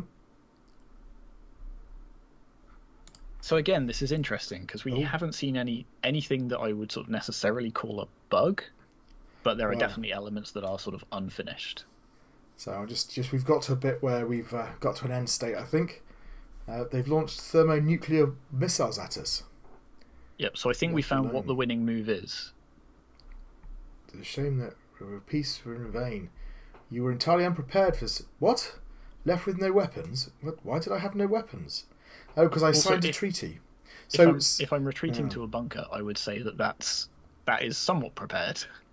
Yeah. So basically, I had a massive nuclear weapons stash, massive amounts of uranium. I think the problem is they've confused two types of decision, right? So, and we might get back to this when we get to the choices bit. So I'm being given communication decisions. Do you want to sign this treaty? Do you want to tell this person this? And then I'm being given agency within the world of the game, so I can sign a nuclear disarmament treaty and then build loads of uranium enrichment facilities. But the game doesn't recognise that. So when I said yes, I will sign a nuclear non-proliferation pact, that basically stopped me having nuclear weapons completely. Despite the fact I was building lots of stuff, right? So I think we'll kind of get back to that. I think they've kind of, and it's a clear aspect of this type of game that what you say and what you do are different, right? But all right, let's. I'm going to try playing it again, and although we're going through the mark scheme, it makes it difficult to concentrate on it. I'm going to try and not have a a pact with whatever they were, the Sylvanian Kingdom, whoever it was. Okay, so, all right, here we go. So I'll make my way through here, but we did get to an end state, so there we are. I'm going to try and get some stuff. I'm just going through some of their game notes that they've included and having a look at the list of events.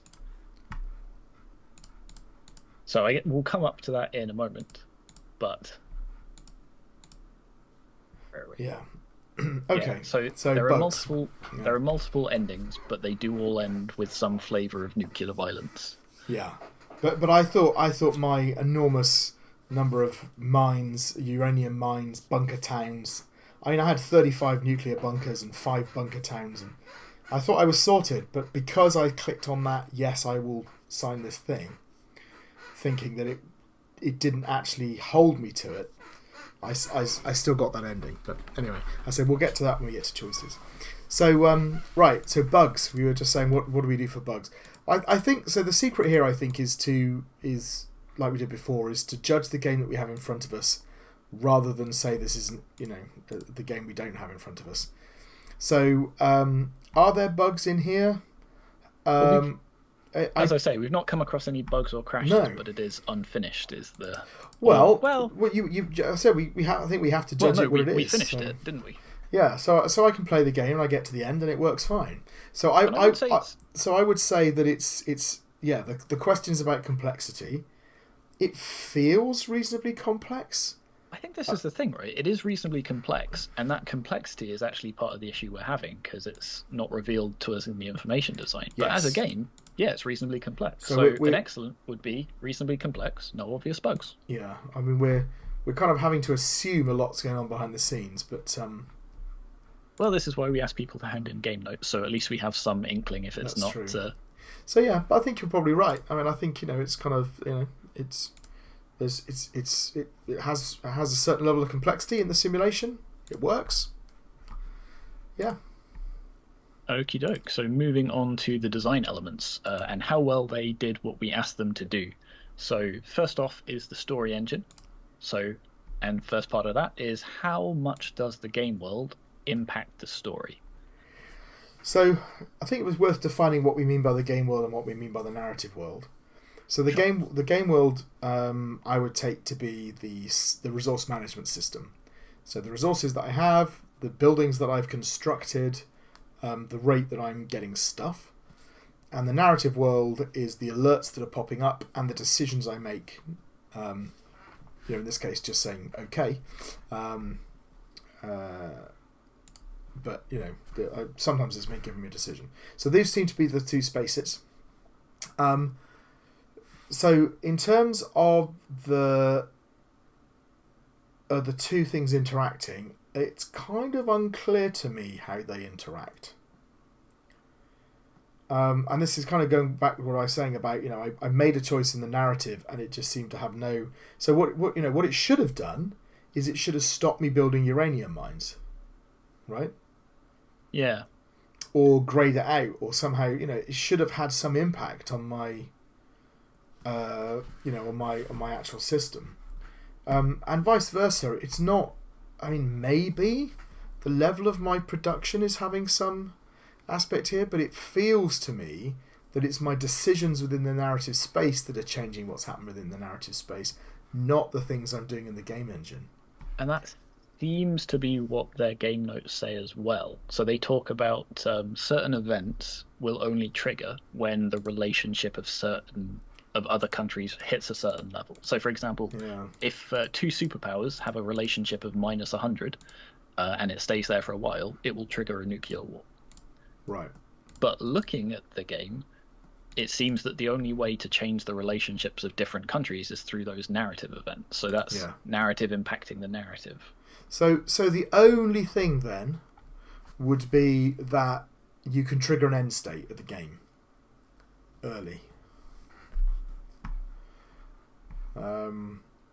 So clearly, if the game is me clicking on these resources and managing my set of resources, something that comes along and basically stops that and resets me to 0 and says no, try again, that is clearly changing the game state.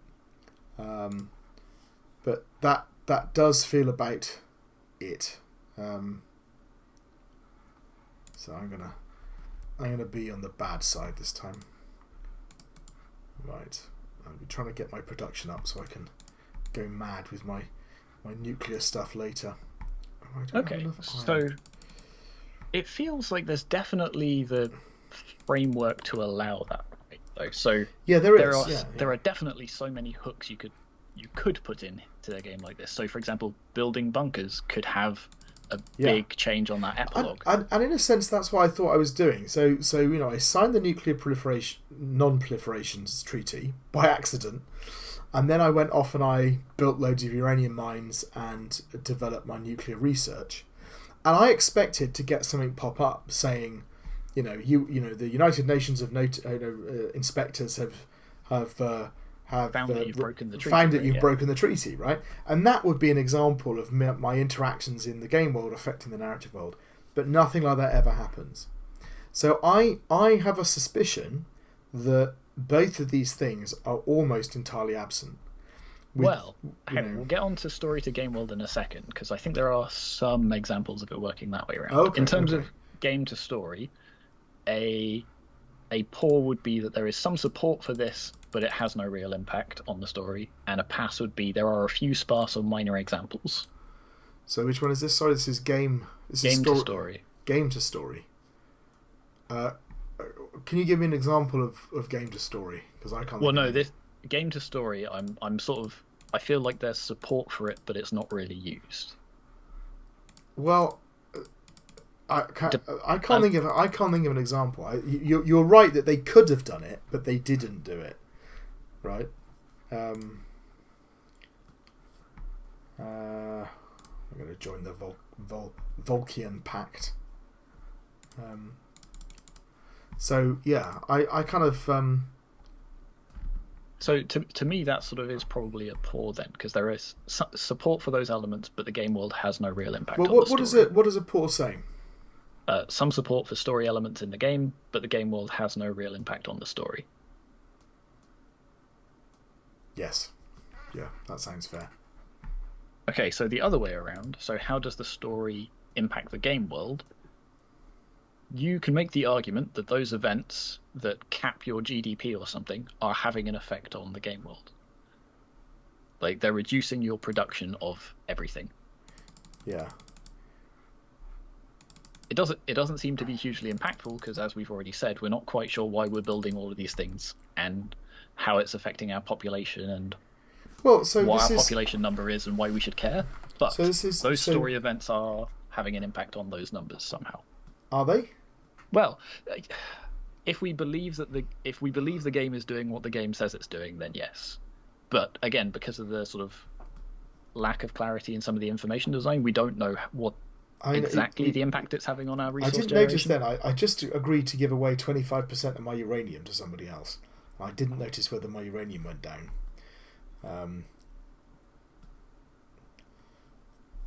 Yeah. See, I kind of. So the messages are coming up. I'm making choices on them. I don't think they are making any difference to the game world at all. There doesn't appear to be any link, right?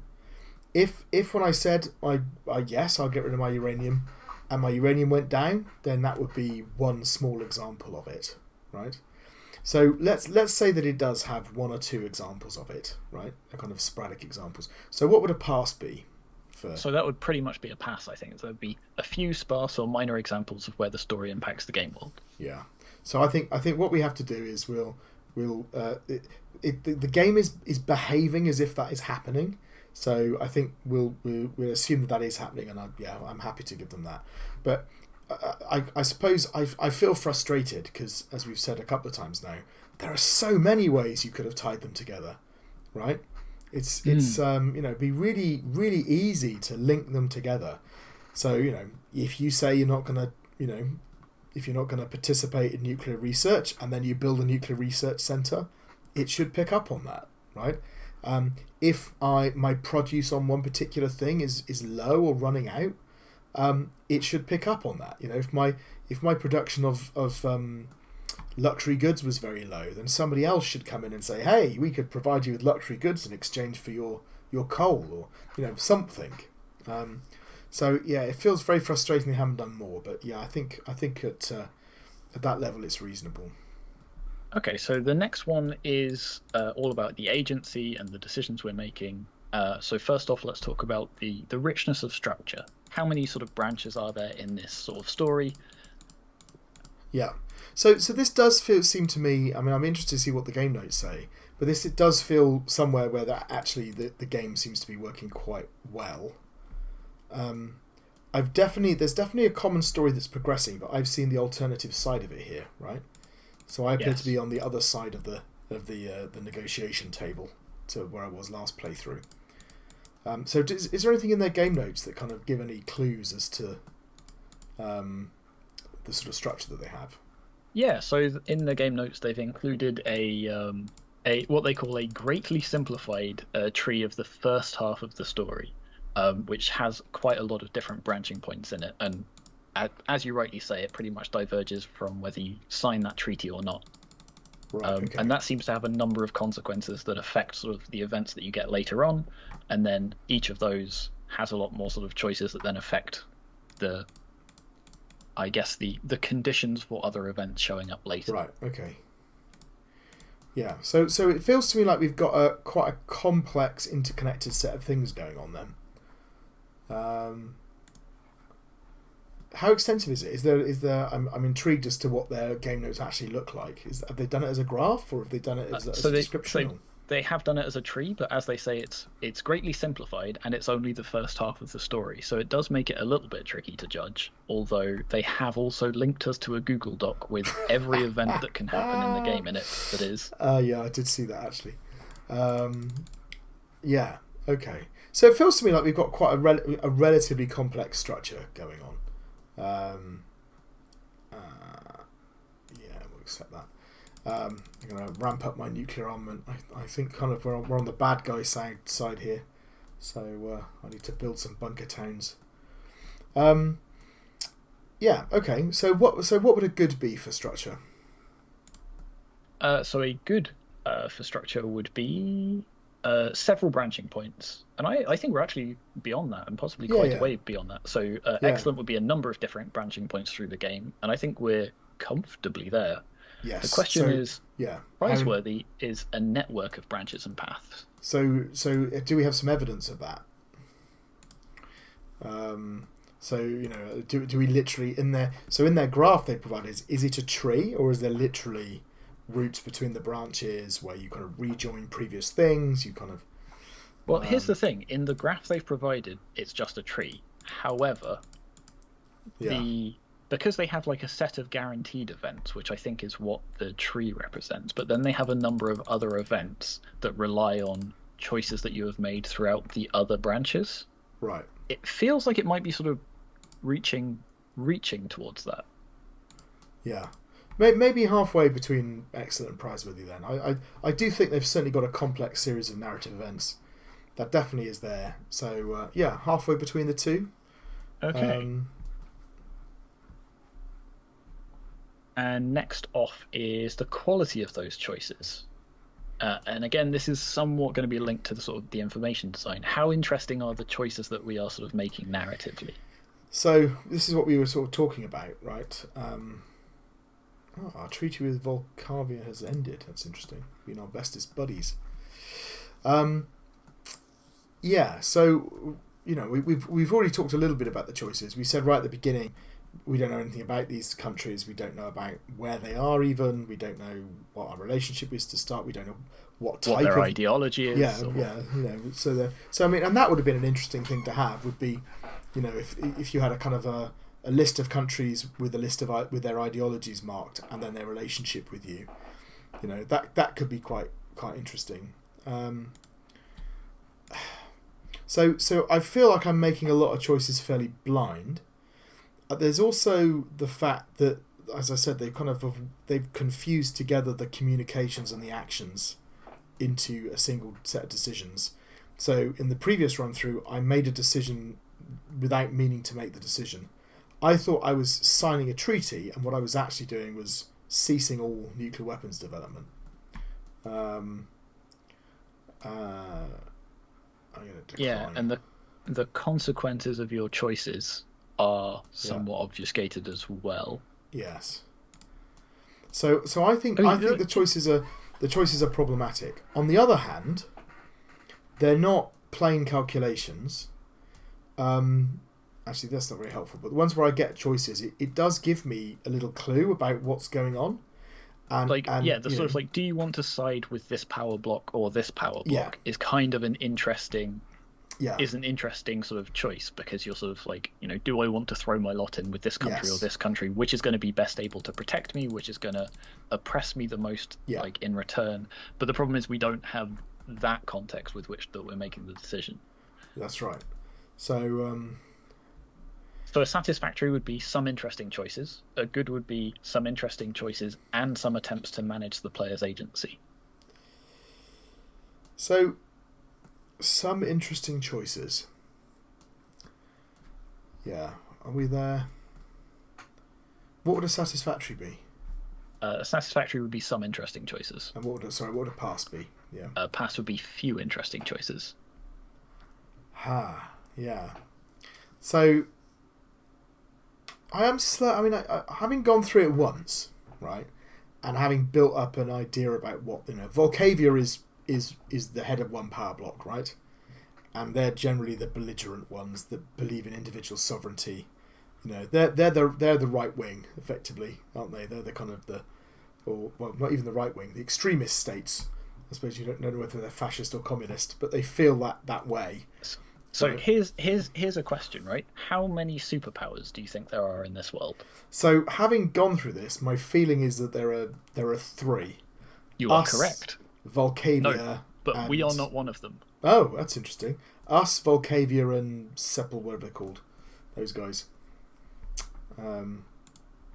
That's what it feels like. Here we go. The Volcanian government has been deposed in a coup d'état. Yeah. There are definitely some interesting narrative paths through it, right? Like, we've already said this, but the sort of structure and the branching of the choices is really interesting, or the branching of the narrative is really interesting.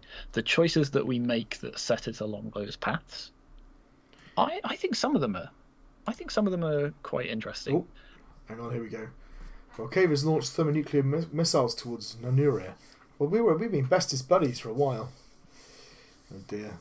They've triggered a thermonuclear. Wow, they've really gone for it. Look, I'm curious if that's like fixed text or if that's based on the underlying. Yeah, I guess it must be based on the underlying thing, right? Well, it seems Volcavia's in fact not bluffing. Well, but I've built 1 million. Filling enough to blot out the sun. There we go. Your preparedness served you well. The death toll was minimal. There we go. I had lots of bunker towns. Is that an example of gameplay affecting the story then, if that's based on the number of bunkers you've built? That's a very good point. Yes, you're quite right.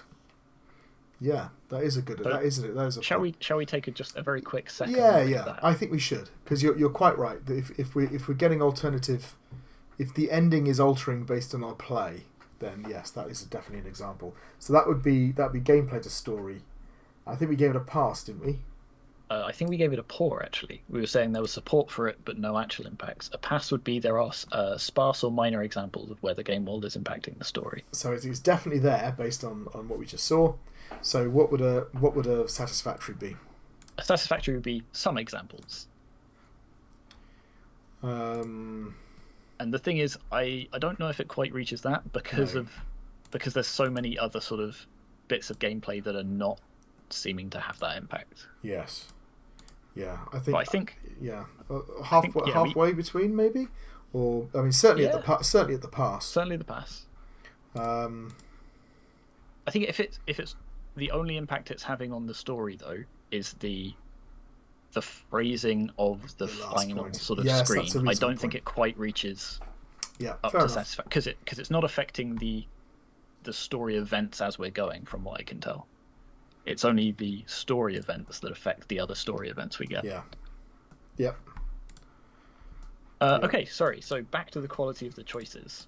Do you think they're interesting, or how many of them do you think are interesting? So I think they are. So the problem is that they are the right sort of choices. They are grey choices where there is no clear right or wrong. When they have numerical effects, like you will increase your production by X%, they're always balanced by alternatives. So you produce this production or increase this production. Or so I think the type of choices is very good, right?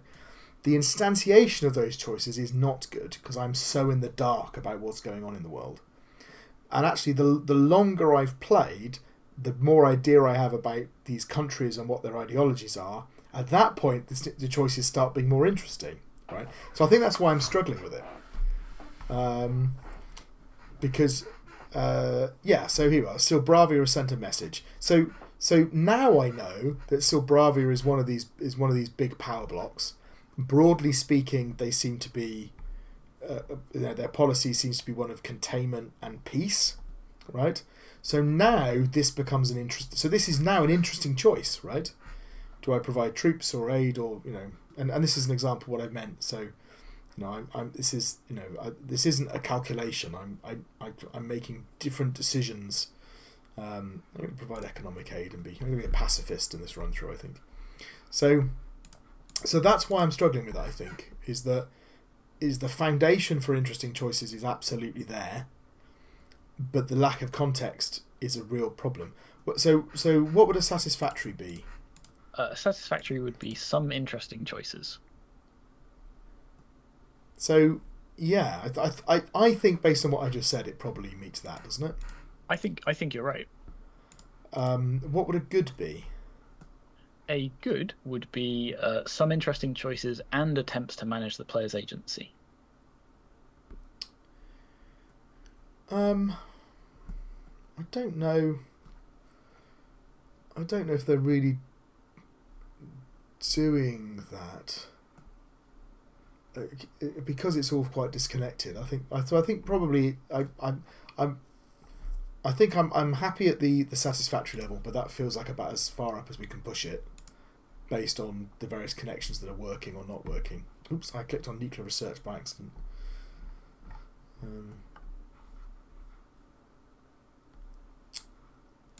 Yeah. I'm going to ramp up my diplomatic centres here. Okay, so where does that leave us?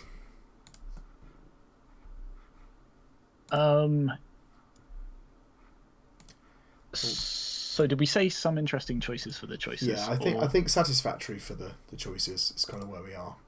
Okie doke. Which would then take us on to the design elements. Yeah, starting with the poetics. So what of the three fables that we asked them to base this game on, which do you think it is? I'm guessing, I forget which one it is. I'm guessing it's the one about sometimes words have to be followed up by action, as it were. You are quite right. But I'm not really sure does that manifest in the gameplay particularly? In terms of the story premise, it does, because there's all of these diplomatic maneuverings, and then it virtually always ends. In fact, I'm pretty sure the game always ends in nuclear fire, basically. So there's always words, and then there's always violence. So in that sense, yes. Whether the actions that you're sort of taking with the mechanics relate to that, I mean, to an extent. You have the choice between, building more diplomatic centres, building more weapons research, building more bunkers and things like that. There is kind of this idea that we're going to try and talk about this, but we're going to carry a big stick just in case. Yeah, that's true. So that's kind of embedded in there. So all right. So what would a say satisfactory be? So for this, a satisfactory would be the narrative and the gameplay don't interfere with one another, but they have little to do with the themes of the story, and I think it might be a little above that. It's definitely above that because I think you've convinced me it has something to do with the themes of the story. So what would a good be? A good would be that the narrative and gameplay complement one another, and the key mechanics are in keeping with the themes of the story. And I think you could make an argument for that. Yes, although it might be between satisfactory and good, it's a little because bit of a stretch. the majority of the mechanics are about making the numbers go up, from what I can tell. Yeah. The actual, like, there's kind of this thing of, are we going to, like you sort of did in the first run, sort of maintain diplomatic overtures, but build a bunch of weapons just in case. Yeah, that seems reasonable. So sort of halfway between the two. Yeah, okay. Bugs. It's just crashed with I think a null pointer exception. Oh dear, that's a bit of a shame. So I mean, it's a game-breaking bug, but it seems infrequent. Okay, so let's take a quick look at that then. So that would be.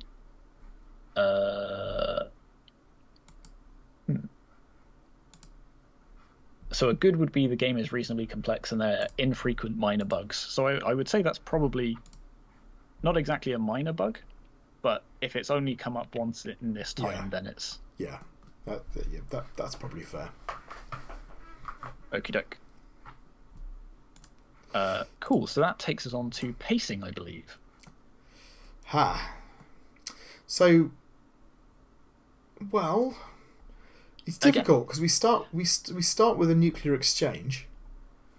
This is true. We start with that. What do you call it? The hook to draw us in. Yeah. And it definitely feels like narratively, like a lot of these events are, getting closer and closer to the brink of nuclear war. I would say there's definitely some ascendant pacing. What about a climax? Is there like a particular moment that everything feels like it's leading towards? I think you're being a little bit generous. I know what you mean about... But to be honest, the machinations of the countries don't feel very different in the first few interactions than they do towards the end. So I think there is... I'm just about some ascending pacing, but it is pretty flat. But it does kind of go up. To me, that says it's somewhere between a pass and a satisfactory then. Yeah, maybe. And then the climax at the end, I mean, we do get a climactic event, but I don't really feel that I get a sort of a climax in terms of the narrative climax. Or yeah, I think like part of the thing is... it just feels like a run off the end of the rails. That's what happens. That's exactly it, right? They have some sort of authored story event, but if you avoid ending the world through those story events, the game will just keep going until the world ends anyway. Yeah. Which I think is like a really interesting sort of a thing to do. And I think that really, really helps their sort of poetics and theming, but I don't think it necessarily helps the pacing. Yeah. But okay. So you think the pacing is a little bit flat. I think there's maybe some ascendant pacing. So to me, it feels like probably between the two there. I think that's fair. Okie doke. Next is techniques. So how are they telling this story? And it feels like they're pretty much only telling it through these dialogue pop-ups. This is the only sort of context we have for... We do get the text at the end. Okay, so I think we've... So they're pretty simple. I mean, the dialogue is effective. The text at the end is quite simple, but it wouldn't take much more. And we've always said about, we're very mindful of the fact that we're not necessarily looking for artistic pieces of work here. But that could, it's effectively a little cutscene at the end where it tells us what's happened. And it's just text came up on screen, but, Okay, you're right. It's not like we get a dialogue pop-up that says, in the same style of all the others, the game has ended. They make a deliberate choice to close the game in a different way. So, we'll say that's a couple of different techniques, which... puts them at least at a good, because a good is use of more than one game writing technique. Yeah.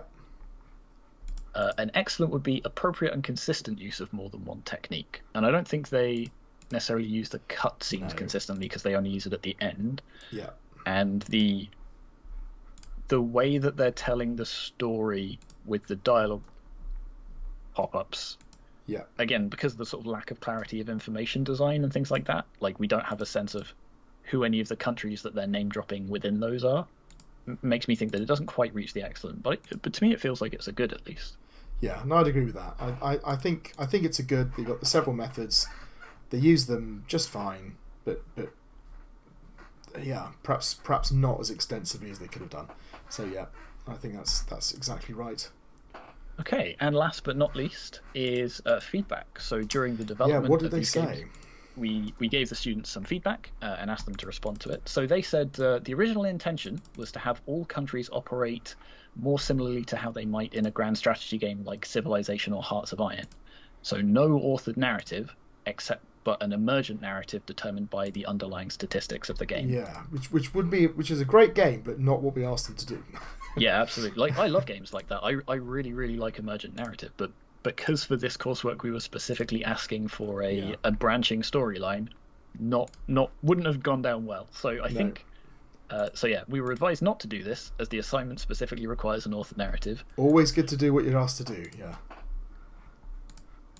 They make some other comments, and then they say we have multiple endings, but in line with the fable that we were inspired by, which, as you rightly said, was The Farmer and the Cranes, the ending is always some flavour of nuclear violence, and I think that ties in nicely to the title of the game as well. So, the only winning move is not to play. Yes. Yeah. Absolutely. And then they sort of mentioned that unfortunately the world map doesn't work, which is a real shame. Yeah, I agree. It is a shame. Okay, so in terms of their response to the feedback, they have included an authored narrative, and I think that's definitely improved how it stacks up against the mark scheme. Absolutely. So that seems perfectly reasonable, and they've responded well to that. And in terms of sort of the fable and the poetics and the thematics, they tried to keep sort of the resolution of the story in keeping with the moral of the fable, regardless of which route you picked through it. Yeah. Ooh. And I think that worked kind of well. Like we said when we were talking about the thematics, it would have been nice to sort of see that carried forward through all of the gameplay. Yeah. This is bad news, by the way. Bulgavia is just... I took a nice peaceful route, and Bulgavia wasn't having any of it. Oh dear. Yeah. Okay. So so it sounds to me like they've responded reasonably well to the feedback. Yeah. So just taking a quick look at a mark scheme, a good would be the feedback has been addressed and the changes have been successful. I think that's where they are. Perfect. In which case, that brings us to the end of this game. So okay. So just a comment. So we're retreating into the bunkers. I didn't build any bunkers. Your country was utterly destroyed. Your shelters saved a few of the richest. Okay. So, all right. So there we go. Goodbye.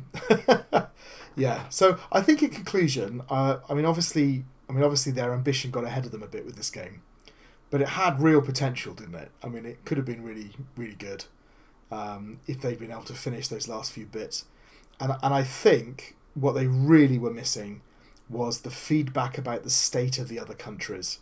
And their relationships to one another.